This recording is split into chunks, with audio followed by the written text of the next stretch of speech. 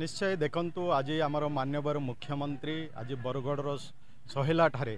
आज जो चाषी को इनपुट सहायता जो देवार अच्छी ताकर आज शुभारंभ करेंगे एवं निश्चय ये चाषी गोटे खुशीर खबर मान्यवर मुख्यमंत्री से कथा देइथिले एवं कथा रखिछंती चाषी हसिले देश हसिबो एवं चाषी विकास पाई ये सरकार रे समृद्ध कृषक योजना करिछंती एवं कृषक समृद्धि योजना माध्यम रे चाषी ठारू जो धान क्रय हम प्रति क्विंटल रे 3100 टंका देवार ये व्यवस्था आज ये सरकार रे करिछंती सेहिथिपाई आमर मान्यवर मुख्यमंत्री को तो मु प्रथमे तांको धन्यवाद ज्ञापन करिबी एवं चाषी तांकर धान बिकिबा परे 24 घंटारू 48 घंटा भितरे तार खाता को से टंका जीव एवं ये कौन प्रकार असुविधा हम ना ता सांग को भी जो मंडी रे धान बिक्री चाषी माने बिक्री करबे आनुषंगिक जो व्यवस्था जहाँ जहाँ व्यवस्था रहा कथा तार भी सबु प्रकार व्यवस्था करिबा पाई भी सरकार तरफ योजना हेछि। आपण जानिथिबे गत सरकार रे सहिला ठारे 100 टंका सहायक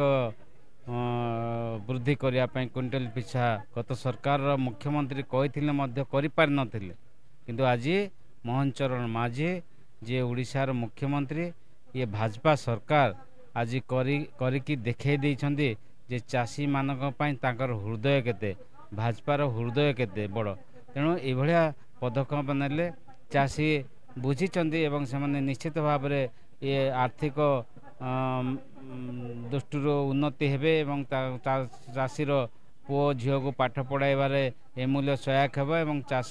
पाई मध्य सेमानक सहायक हेबो तेणु निश्चित भाव में से आगु को बढ़िबे। आम जिलू 11 तारिख रु प्रोक्योरमेंट आरंभ होगा जाऊँगी जते कि मंडी गुड़ाक तैयारी करार अच्छी रिलेटेड कार्यक्रम वर्तमान जारी रही